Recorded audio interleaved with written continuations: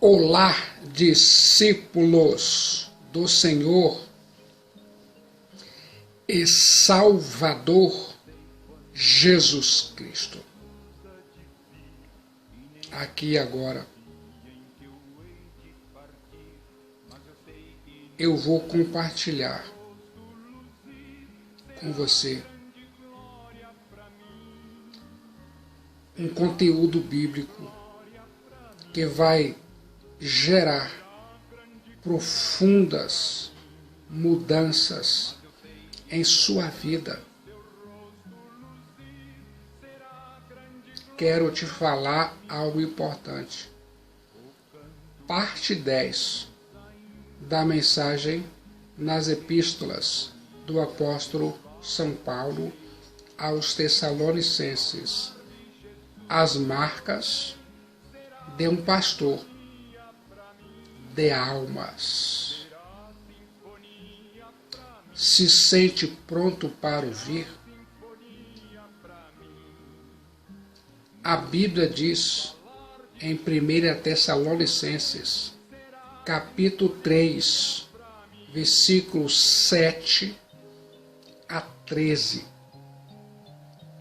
Sim, irmãos, fomos consolados acerca de vós pela vossa fé, apesar de todas as nossas privações e tribulação, porque agora vivemos, se é que estáis firmados no Senhor.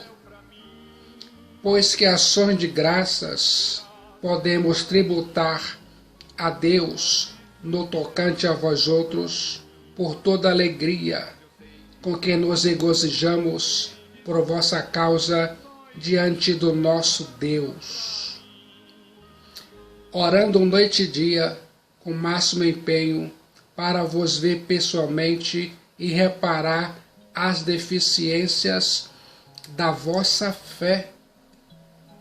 Ora, o nosso mesmo Deus e Pai, Jesus nosso Senhor, dirija-nos o caminho até vós, e o Senhor vos faça crescer e aumentar no amor uns para com os outros e para com todos, como também nós para convosco, a fim de que seja o vosso coração confirmado em santidade, isento de culpa, na presença de nosso Deus e Pai, na vinda de nosso Senhor Jesus Cristo, com todos os seus santos. Fique de olho nas epístolas do apóstolo São Paulo aos Tessalonicenses, e você vai pular de alegria sabendo das marcas de um pastor de almas.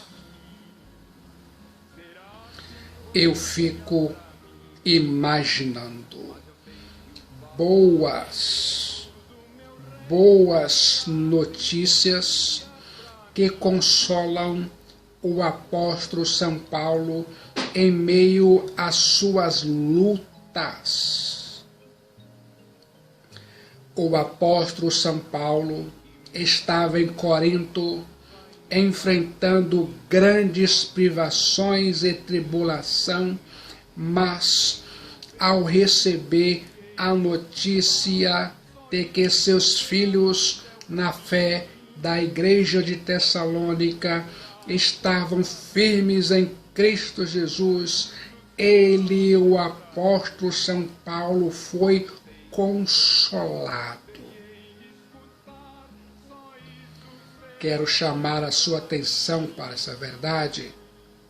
O apóstolo São Paulo abre as cortinas de sua alma e escancara sem rodeios as suas carências emocionais.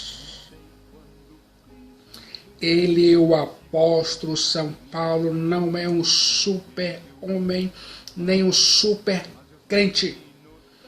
Ele, Paulo, tem sentimentos. Ele, Paulo, tem necessidades de consolação.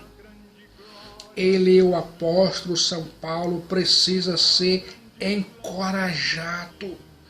Os líderes precisam ser encorajados.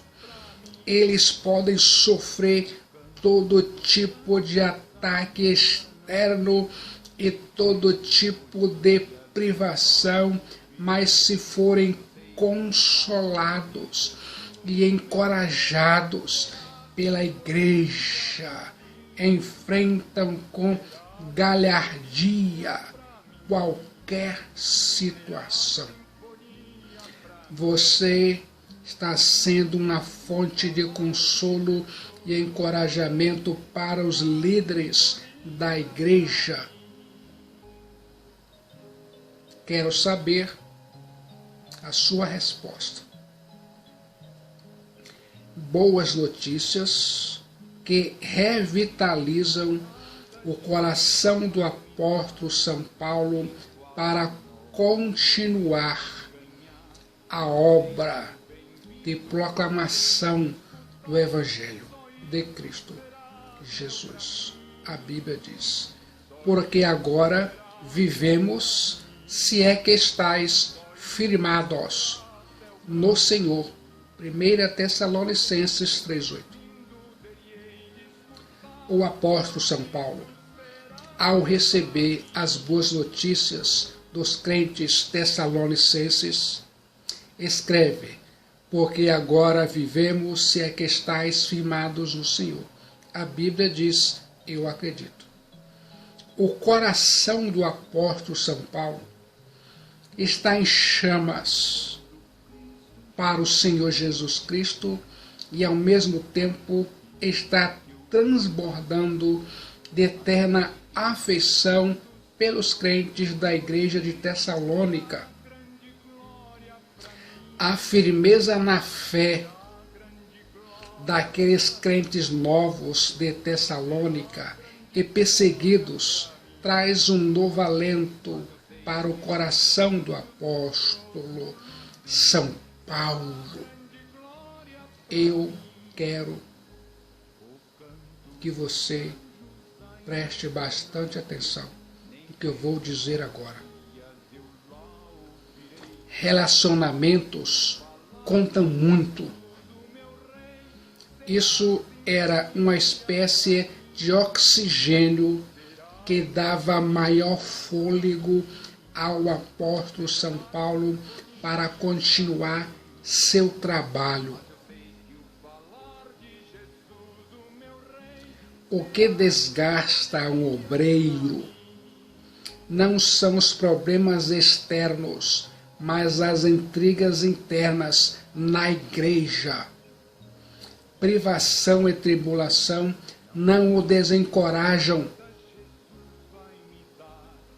Circunstâncias adversas não podem tirar-lhe a alegria e o entusiasmo de prosseguir. Porém, ele precisa ver a igreja caminhando firme em amor e firmada na fé. Fique de olho na graça de Deus. O apóstolo São Paulo orou pela igreja de Tessalônica. O apóstolo São Paulo não pôde ir a Tessalônica, mas pôde orar pela igreja de Tessalônica. A oração não está limitada ao tempo nem ao espaço. Você pode tocar o mundo através da oração. Você pode fazer mais por uma pessoa de joelhos, orando por ela, do que trabalhando para ela. Com o tempo, você saberá de quantos pecados temos sido salvos e quantas tentações tem superado pelo fato de alguém ter orado por nós. A oração do apóstolo São Paulo é dirigida a Deus como Pai. O apóstolo São Paulo tem uma visão da majestade de Deus e da intimidade de Deus. Ele vê Deus como transcendente e como imanente. Fique atento. De igual forma, o apóstolo São Paulo se dirige ao Senhor Jesus Cristo. Ele deseja que ambos, Deus Pai e o Senhor Jesus Cristo, trabalhem abrindo-lhes a porta para retornar aos seus queridos filhos na fé em Tessalônica, na Macedônia. A oração do apóstolo São Paulo pelos Tessalonicenses tinha 3 características fundamentais. Se sente pronto para ouvir? Era uma oração marcada por profunda gratidão. Era uma oração perseverante e uma oração intensa. Como está a sua vida de oração pela igreja? Você está conectado à oração na sala de oração? A oração do apóstolo São Paulo, outro sim, abrangia os problemas ordinários da vida diária. Ele, o apóstolo São Paulo, desejava viajar e pedia a Deus para abrir o caminho, pois sabia que Satanás podia barrar esse caminho. O apóstolo São Paulo olhava as coisas comuns com os olhos espirituais. Você ora pelas coisas comuns da vida. O apóstolo São Paulo orou por 3 motivos específicos: uma fé madura, um amor profundo e para que eles pudessem ser santos na presença de Deus. Fique conectado à sala de oração. Eu fico imaginando. O apóstolo São Paulo orou para que a igreja de Tessalônica pudesse ter uma fé madura. A nossa fé ainda não é perfeita e precisa de reparos continuamente. A palavra grega catartizo, reparar, é a mesma utilizada para consertar as redes ou tapar os buracos. Essa palavra catartizo era empregada para reconciliar facções políticas, um termo cirúrgico para juntar ossos quebrados. Eu e você precisamos remendar os buracos e tapar as brechas no escudo da nossa fé. Havia deficiência na fé daqueles irmãos da igreja de Tessalônica, por exemplo, uma compreensão equivocada acerca da doutrina da segunda vinda de Cristo Jesus, o Filho de Deus. Fique atento. Havia membros da igreja de Tessalônica vivendo de forma desordenada e outros que estavam desanimados. A igreja precisa ser trabalhada continuamente. A fé é como um músculo do nosso corpo. Só se fortalece com exercício. Cristo Jesus nos testa para provar a nossa fé. Uma fé que não é testada não pode ser confiável. A oração do apóstolo São Paulo foi atendida.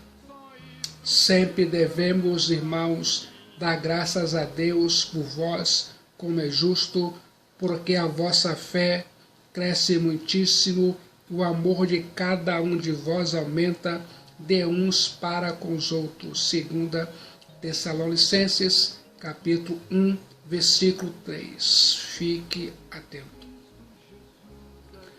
O apóstolo São Paulo orou para que eles, os crentes de Tessalônica, pudessem ter um amor profundo uns pelos outros. As tribulações podem tornar as pessoas egoístas. O sofrimento pode quebrantar e endurecer. O mesmo sol que amolece a cera endurece o barro. Por isso, o apóstolo São Paulo orou pela igreja de Tessalônica para que o Senhor Jesus Cristo fizesse crescer e aumentar o amor dos crentes uns para com os outros. A oração do apóstolo São Paulo é que os crentes possam transbordar de amor e abundar de tal maneira que esse oceano de amor, uma vez cheio, alcance os limites de suas bordas e venha derramar de tal forma que ele alcance não só os irmãos em Cristo Jesus, mas até mesmo os de fora. A igreja é uma família, onde devemos construir pontes de amizades e não muralhas de separação. A igreja é a comunidade do amor, da aceitação, do perdão, da restauração. Seremos conhecidos como discípulos de Cristo Jesus pelo amor. Como se sente quando pensa em sua vida cristã? O amor é a apologética final. Uma igreja sem amor está em trevas. Aquele que diz que ama a Deus, mas não demonstra amor pelo seu irmão, que nunca viu a seu irmão, nunca viu a Deus e é mentiroso. O maior de todos os mandamentos é o amor. Os dons espirituais sem amor de nada valem. O zelo doutrinário sem o amor não agrada a Cristo Jesus. O amor não deve ser apenas de palavras, mas de fato e de verdade, ou seja, de forma prática. Contudo, o apóstolo São Paulo ora a Deus para que a igreja de Tessalônica cresça em amor também para com todos, ou seja, até para com seus perseguidores. Amar os iguais é coisa simples. O desafio é amar os inimigos, amar aqueles que nos perseguem, amar aqueles que não são dignos de amor. A Bíblia diz que devemos orar pelos nossos inimigos, abençoar os que nos perseguem e pagar o mal com o bem. O verdadeiro amor perdoa as ofensas sem registrar mágoas. as maiores lições sobre amor são aprendidas na escola do sofrimento. José do Egito sofreu 13 anos até ser guindado ao alto posto de governador do Egito. José foi vítima do ódio de seus irmãos, mas jamais alimentou o desejo de vingança em seu coração. Ao contrário, José amou, perdoou e serviu aqueles que lhe fizeram mal. Os judeus perseguiram a Apóstolo São Paulo de cidade em cidade, mas Paulo continuou animando-os a tal ponto de estar disposto a morrer por eles. Fique de olho na graça de Deus.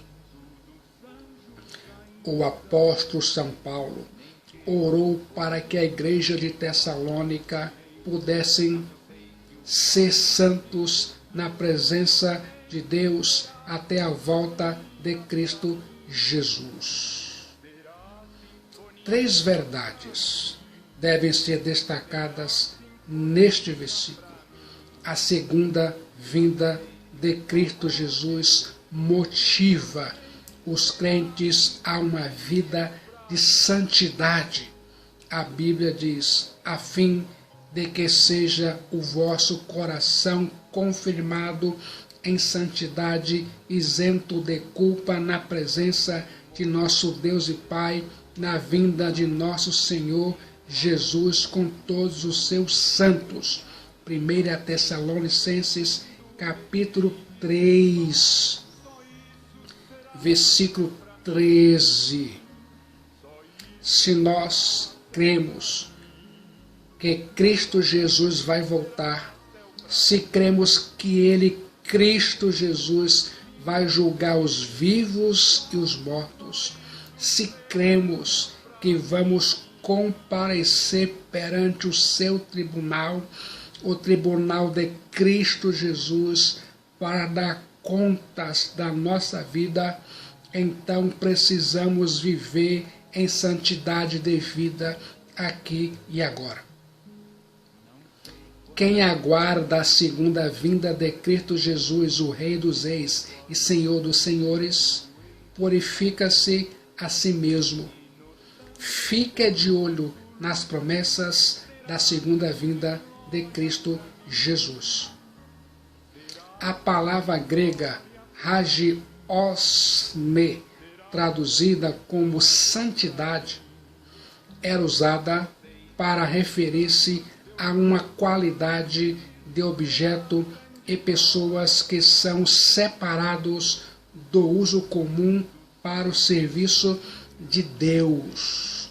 Porém, quando o conceito é utilizado para pessoas santas, o pensamento é que aqueles que estão separados para servir a Deus devem demonstrar a mesma retidão e pureza que o caracterizam.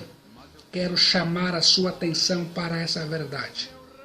A santidade de vida não é uma formalidade externa, mas uma vida vivida na presença de Deus. A santidade não é medida por gestos, ritos ou cerimônias externas. A santidade é medida por uma vida sem culpa na presença de Deus, que tudo vê, tudo sonda e tudo conhece. Os fariseus eram meticulosos em ritos externos, mas viviam na impureza. Quero chamar a sua atenção para essa verdade. Deus procura a verdade no íntimo. Aqueles que gostam de observar os pecados dos outros normalmente escondem os seus próprios. A segunda vinda de Cristo Jesus nos mostra que o melhor ainda está por vir. O cristianismo não caminha para um ocaso, mas para um glorioso amanhecer. A história não é cíclica, nem marcha célebre para um desastre, mas é conduzida por Deus para a vitória triunfante de seu Filho, Cristo Jesus, e da sua noiva, a Igreja. Cristo Jesus em breve vai voltar. Cristo Jesus voltará fisicamente, visivelmente, poderosamente, gloriosamente. Aqueles que morreram em Cristo Jesus e foram habitar com Ele, Cristo Jesus, voltarão com Ele, Cristo Jesus, em glória. A vinda de Cristo Jesus será como glorioso cortejo, onde os anjos e os santos remidos descerão com Ele entre nuvens. Que dia de glória será!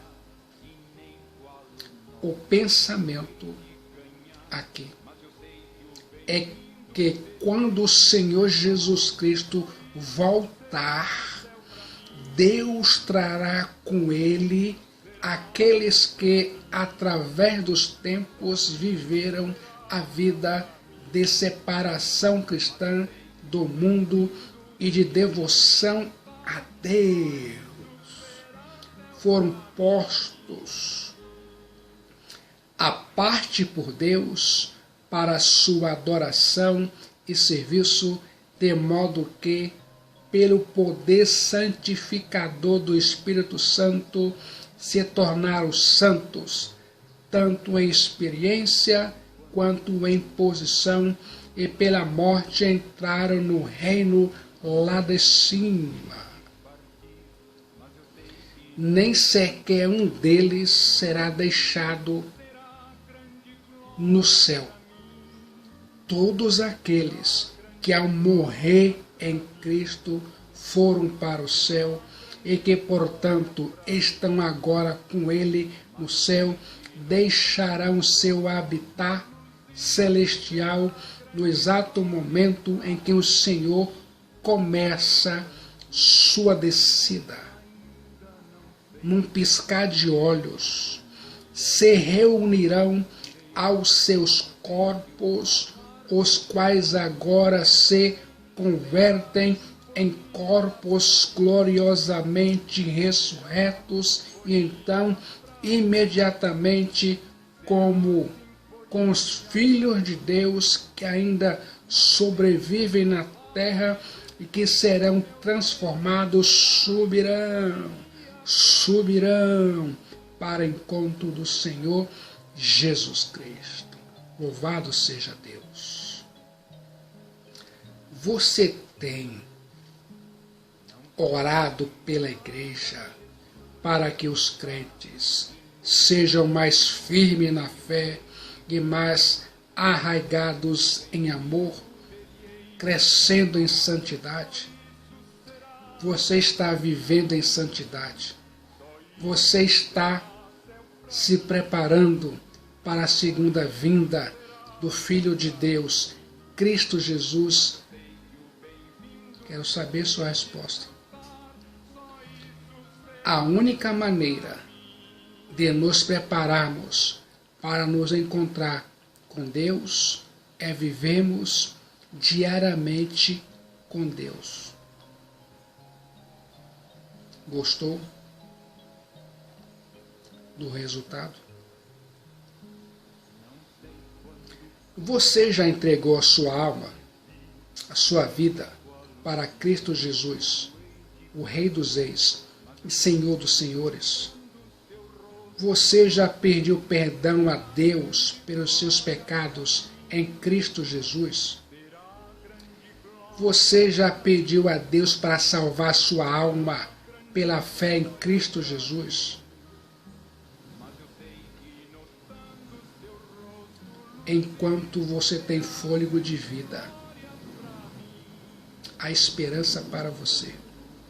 Cristo Jesus é a única esperança de salvação de sua alma. Cristo Jesus habita na eternidade e dá ao homem duas coisas eternas: a vida eterna pela fé nele e a morte eterna a negar a ele. O que você vai decidir, vida ou morte? No momento de decisão, em Cristo Jesus, seu destino é selado.